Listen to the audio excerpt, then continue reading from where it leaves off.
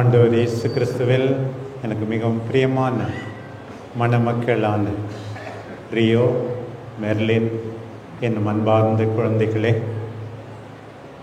இங்கே குழுமி இருக்கிற நம்பிக்கையாளர்களே, அருள் பணியாளர்களே, உறவுகளே, நண்பர்களே, உங்கள் எல்லாரையும் இன்றைக்கு சந்திப்பதிலே நான் மகிழ்ச்சி அடைகிறேன். ஆண்டவரே நமக்கென்று உருவாக்குகின்ற திருமணம் இந்த அருமையான திருமணம். ஆண்டவருக்கு முதலில் நன்றி கூற உங்களை அழைக்கிறேன். யார் நினச்சி பார்த்துருப்பாங்க இப்படி ஒரு சம்பந்தம் கிடைக்கும் என்று? ஆண்டவர் நிச்சயமாக உங்களை உறுதிப்படுத்துவார், தொடர்ந்து வழி நடத்துவார். பொண்ணோட்டு பற்றி எனக்கு தெரியாது, ஆனால் மாப்பிள்ளை வீடு நல்லா தெரியும். நினைவில் வாழும் எங்கள் அன்பார்ந்த பெற்றோர் அந்தோணி உத்தரியமரி அவர்களை நன்றியோடு நினைக்கிறோம். அவர்களுடைய ஜெபம்தான் எங்கள் செல்விக்கு ஒரு வாழ்வு, ஜெபாவுக்கு ஒரு அருமையான துணைவி எங்கள் அன்பார்ந்த மகன் ரியோ. இந்த நேரத்தில் மெர்லின் இந்த குடும்பத்தில் இணைவதற்காக உன்னை பாராட்டுகிறேன், நன்றி கூறுகிறேன். இறைவன் நிச்சயமாக உங்கள் இருவரையும் வழிநடத்துவார் என்பது நிச்சயம். பிரியமானவர்களே, இந்த நவீன காலத்தில் நிறைய பேர் திருமணம் வேண்டாம் என்கிறார்கள். ஏதோ யார் கூடயோ வாழ்வோம், இல்லை தனியாக இருந்துருவோம் அப்படின்லாம் சொல்கிறாங்க. இன்னும் சில பேர் திருமணம் ஆகிட்டு குழந்தையே வேணான்றாங்க. இதுக்கெல்லாம் என்ன காரணம் என்று நினைத்து பாருங்கள். இஷ்டப்பட்டதை செய்யணும். People are not ready for a commitment. They are not ready for a permanent relationship. They are not ready to adjust themselves. People are selfish. ஆகையினால்தான் அந்த கலாச்சாரம் கொஞ்சம் கொஞ்சமாக அதிகமாகிக் கொண்டே இருக்கிறது. அதை விடுத்து உண்மையான மகிழ்ச்சி ஆண்டவருடைய விருப்பத்தின்படி வாழ்வதில் என்பதை உணர்ந்து நீங்கள் திருமணத்தில் இணைவது எனக்கு மிகவும் மகிழ்ச்சி அளிக்கின்றது. அண்மை காலத்தில் சில நாடுகளிலே நடந்த விவாகரத்துக்கள் நினைவுக்கு வருகின்றன. வேடிக்கையாக இருக்கு. எப்படி இருக்கு பாருங்க. 2013 ஃப்ரோசன் அப்படின்னு சொல்லி ஒரு அனிமேஷன் படம் வந்துச்சு. அந்த படத்தில் இருந்த பாட்டுக்கு, லெட் இட் கோ என்ற பாட்டுக்கு ஆஸ்கார் விருதும் கிடைச்சிது. ஒரு ஜப்பானிய மனைவி தன்னுடைய கணவர் வேண்டாம் என்று சொல்லிவிட்டாராம். ஏன்னா அவருக்கு அந்த படம் பிடிக்கலையாம். இதெல்லாம் ஒரு காரணமா? அந்த ஒரு சினிமா படம் பிடிக்கலன்றதுக்காக புருஷனே வேண்டாம் என்று சொல்லுகின்ற ஒரு மனைவி பாருங்கள். குவாந்தனமோ அப்படின்னு சொல்லி அமெரிக்காவில் ஒரு ஆள் தன்னுடைய மனைவியினுடைய பேரை ரெஜிஸ்டர் பண்ணி வச்சிருந்தாராம் மொபைலில். ஏன்னு கேட்டால் அவர் என்ன நினச்சாரோ தெரியல. குவாந்தனமோன்ற இடத்துல ஒரு பெரிய ஜெயில் இருக்குது. அப்படின்னா மனைவி என்ன ஒரு அவகிட்ட ஜெயிலில் இருக்கிற மாதிரி இருக்கிறனா, அப்படியா நீ நினைக்கிறன்னு சொல்லி அவளுக்கு கோபம் வந்துட்டு என்னை எனக்கு வேண்டான்னு சொன்னான். என் பேரை இப்படியா நீ உங்களுக்கு தெரியும் ஃபோனில் வேறு வேறு பேரில் அவங்கள ரெஜிஸ்டர் பண்ணி வைப்பாங்க அப்படின்னு சொல்லி. அடுத்தது பாருங்க, சைனாவில் ஒரு மனைவி கணவன் துரோகம் செய்துட்டாரு, எனக்கு அன்ஃபெய்த்ஃபுல்லாக இருந்தார். எப்படி அன்ஃபெய்த்ஃபுல்லாக இருந்தாராம்? கிளி சொல்லிச்சான். கிளி சொன்னதை நம்பி அவர் வேண்டாம் என்று சொல்லிவிட்டாராம். பாரு, இப்படி நவீன காலத்தில் வெளி உலகத்தில் மட்டுமல்ல, வெளிநாடுகளிலே மட்டுமல்ல, நம்முடைய நாட்டிலும் இத்தகைய கலாச்சாரம் பரவி வருகிறது என்றால் ஆண்டவருடைய அருள் தேவைப்படுகிறது. நீங்கள் 2 பேரும் ஒன்றாயிருக்க. அதற்காகத்தான் நாங்கள் எல்லாரும் இணைந்து இந்த நேரத்தில் ஜெபிக்கிறோம். முதலாக தெரிந்து கொள்ளுங்கள், family marriage is not a problem, it is an opportunity. இந்த உலகத்தார் குடும்பம் ஒரு பிரச்சனை, திருமணம் ஒரு பிரச்சனை என்று நினைக்கிறார்கள்.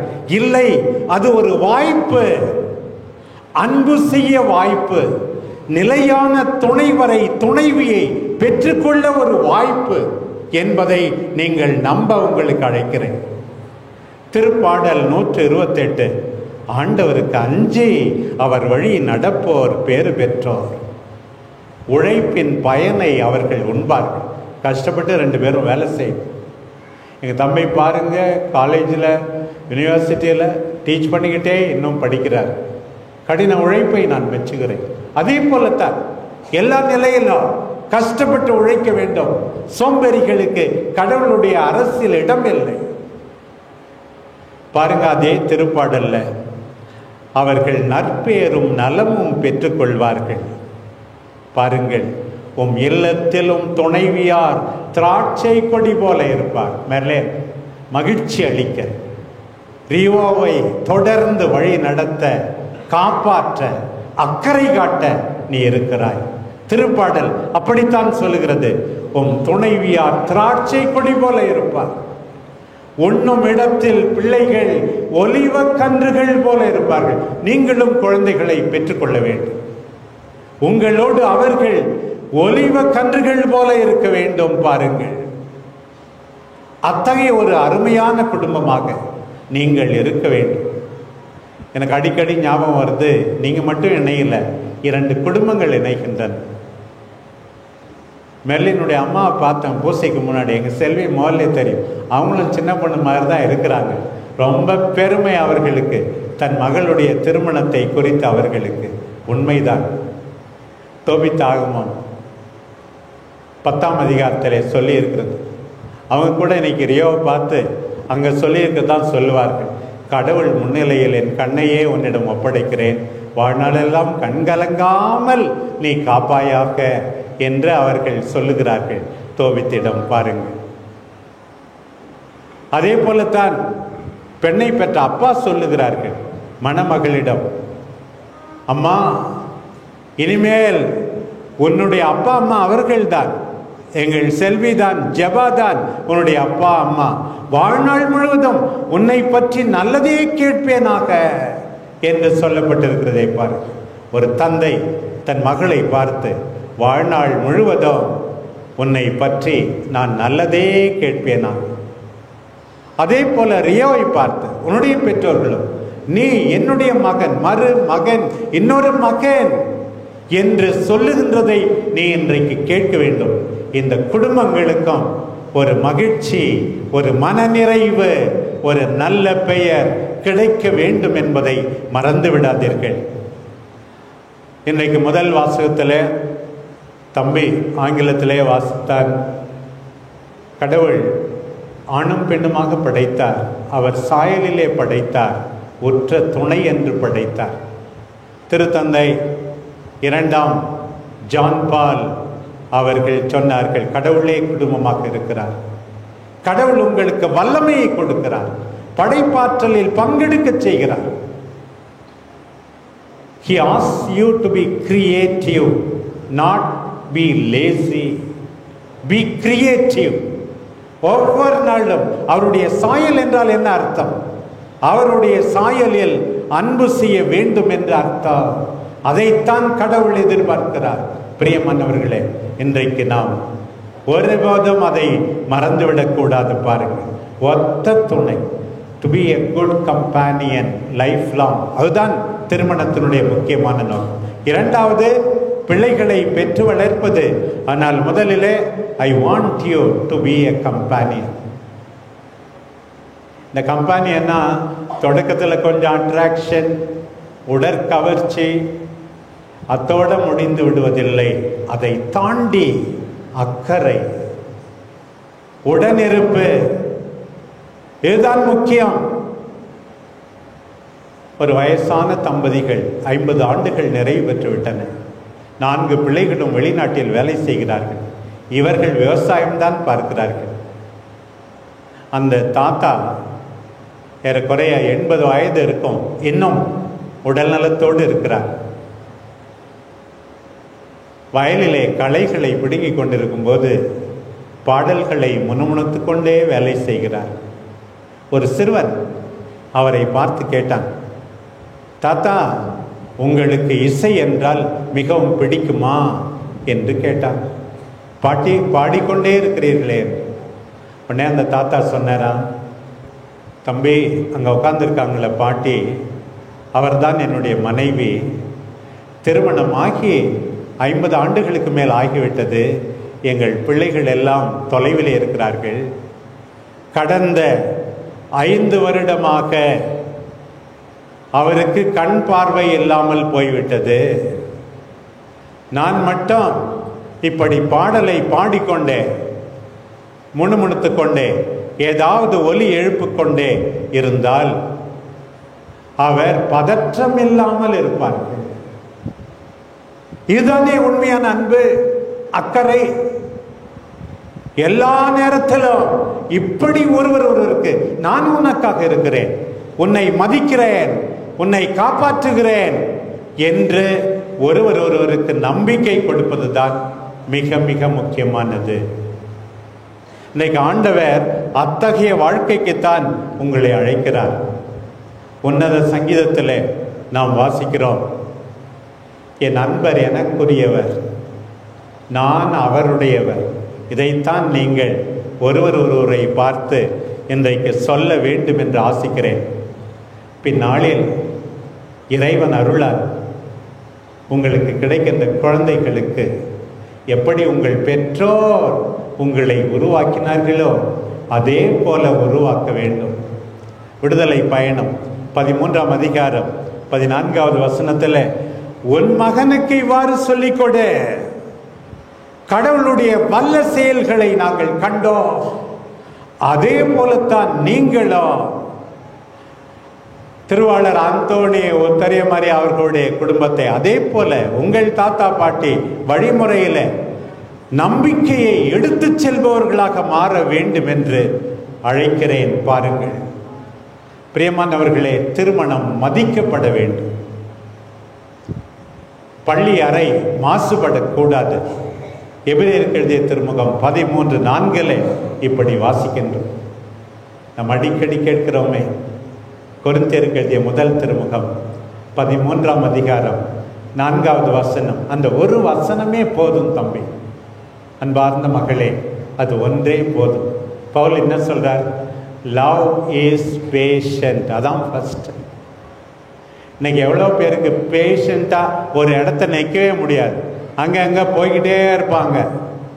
ஒரு இடத்த ஒருபடியாக நிற்கணும், பேசாமல் இருக்கணும், அதுதான் முக்கியம். மற்றவர்களுக்கும் வாழ உரிமை உண்டு, அவர்களுக்கும் இந்த பூமி சொந்தம், அதுதான் பொறுமை. அவர்களுக்கும் உணர்வுகள் உண்டு, அவர்களுக்கும் சில கருத்துக்கள் உண்டு, இதை மதிப்பதுதான் பொறுமை. மெர்லினை மதிக்க வேண்டும், ரியோவை மதிக்க வேண்டும். பொறுமை. பவுல் எப்படி அழகாக சொல்லிவிட்டார் பாருங்க. Love is patient. பேஷண்ட் என்றால் இதுதான். உலகில் எல்லா மக்களும் வாழ உரிமை உண்டு, நீ எனக்கு பிடிக்கவில்லை, ஓடி போய்விடு என்று சொல்வது ஆண்டவருக்கு பிடிக்கவில்லை. இன்னும் நீங்கள் புரிந்து கொள்ளவில்லையா என்று ஆண்டவர் கெஞ்சி கேட்கிறார். அதுதான் திருமணம். நான் கடலூர்ல சின்ன சாமியாராக இருந்த இளங்குருமடத்தில் அப்போ விஸ்வகேதன் ஒரு டாக்டர் கிட்ட பிள்ளைங்களை கூட்டு போனேன். அப்போ வெயிட்டிங் ரூமில் இந்த வார்த்தை எழுதி போட்டு இருந்தது. என்னன்னா, B a patient, patient, don't be impatient. If the doctor is patient, you be, don't lose your patient, remember it could be you. இப்படித்தான் நாமும் பொறுமையாக இருக்க அழைக்கப்படுகிறோம். ரெண்டாவது பவுல் சொன்னார், love is kind. Kind Tamil என்ன சொல்லுது? அன்பு. அந்த கைண்ட் என்றதுக்கு பதிலாக அன்பு நன்மை செய்யும். ஆண்டவரை தான் சொன்னார், ஒரு கன்னத்தில் அறைந்தால் மறு கன்னத்தை பகைவருக்கும் காட்டுன்னு சொன்னார். பொறுமை. ஆண்டவர் சொன்னார், உங்கள் பகைவர்களுக்கு கூட நன்மை செய்யுங்கள் என்று ஆண்டவர் சொன்னார். நன்மை செய்ய வேண்டும். எனக்கு நல்லது செய்ய தான் ரியோ என்னை கல்யாணம் பண்ணிக்கிட்டாருன்னு மெர்லின் சொல்லணும். அதே போல எனக்கு நல்லது செய்யத்தான் மெர்லின் என்னை திருமணம் செய்து கொண்டார் என்று சொல்ல வேண்டும். Love is kind. பாருங்க பவுல் சொன்னது. மூன்றாவது பாருங்கள், லவ் இஸ் நாட் ஜெலஸ். பொறாமப்படக்கூடாது. நான் திருத்தந்தையை ஒரு 7 ஆண்டுகளுக்கு முன் முதலாக பார்த்தேன். மரித்த திருத்தந்தை பிரான்சிஸ். நான் பார்த்துட்டு பெங்களூருக்கு வந்த உடனே கென்னடின்னு ஒரு தம்பி, அண்ணா பாப்பான் அவர் கையை உங்கள் கை பிடித்து கொண்டிருந்தது, அந்த கரங்களை நான் தொட்டு முத்தமிட விரும்புகிறேன். ஏன் தெரியுமா? நானே தொட்ட மாதிரி இருக்கிறது என்று சொன்னார். இதுதான் பொறாமை இல்லாமல் இருப்பது. ஆண்டவரிடம் இணைந்திருப்பவர்கள். Merlin, I am proud of you. I rejoice in your accomplishment. Rio, I am happy that you are born in this family. அதுதான் அன்பு. பொறாமைப்படாது, தற்புகழ்ச்சி கொள்ளாது, இன்னும் வீண் பெருமை பேசாது. வாழ்வது ஒரு வீடு, வாடகை செலுத்துவது இன்னொரு வீடு என்றல்ல. இனிமேல் உங்கள் வீடு தான் முக்கியம், நீங்கள் தான் முக்கியம். வீண் பெருமை பேசாதே என்றால் அர்த்தம் you are the centre, you are the centre என்று ஒருவர் மற்றவரை நினைப்பது. இப்படி இருக்கத்தான் ஆண்டவர் உங்களை அழைக்கிறார். அந்த ஒரே ஒரு வசனம், வீண் பெருமை அடிக்காதீர்கள், பொறாமைப்படாதீர்கள், நல்லது செய்யுங்கள், பொறுமையாயிருங்கள். பிரியமானவர்களே, இன்றைக்கு ஆண்டவர் நிச்சயமாக உங்களை ஆசீர்வதிக்கிறார். இந்த திருப்பலியினோட இதை வாங்கி உண்ணுங்கள், இதை வாங்கி பருகுங்கள் என்று சொல்வதன் அர்த்தம் என்ன தெரியுமா? ரியோ, எவ்வித மிச்சமும் என்று என்னையே உனக்கு கொடுக்கிறேன். மெர்லின், எவ்வித மிச்சமும் என்று என்னையே உனக்கு கொடுக்கிறேன். நம் அன்பு பயணம் தொடரட்டும். நம் அன்பு தாய் அன்றைக்கு வெறும் பச்சை தண்ணீர் திராட்சை ரசமாக ஆக காரணமாயிருந்தார்களே, அதே தாய் நமக்காக பரிந்து பேசி நம் வாழ்வை இனிமையாக மாற்றுவார்களாக. நாம் செய்ய வேண்டியதெல்லாம் அந்த தாயினுடைய அறிவுரைப்படி, என் மகன் உங்களுக்கு சொல்லுவதை செய்யுங்கள், செய்யுங்கள், புறப்படுங்கள். இங்கே இருக்கிற மற்ற குடும்பங்களும் தங்கள் திருமண உறவை இன்றைக்கு புதுப்பிக்கட்டும். யாரோ சொன்னாங்க, ஏன் சாமி இந்த கல்யாண பூசையில் பிரசங்கெல்லாம் வைக்க போறீங்க, அவங்க அதை கேட்கவே மாட்டாங்க அப்படின்னு சொன்னாங்க. இன்னைக்கு எங்கள் பிள்ளைகள் கேட்டிருக்கிறார்கள். அவர்களோடு இணைந்து திருமணமான அத்தனை பேரும் கேட்டிருக்கிறீர்கள். உண்மையாகவே எடுத்துக்காட்டான குடும்பங்களாக நாம் இருப்போம். குடும்பம், திருமணம் பிரச்சனை அல்ல, வாய்ப்பு. ஆண்டவர் போற்றப்படுவாராக. ஆமென்.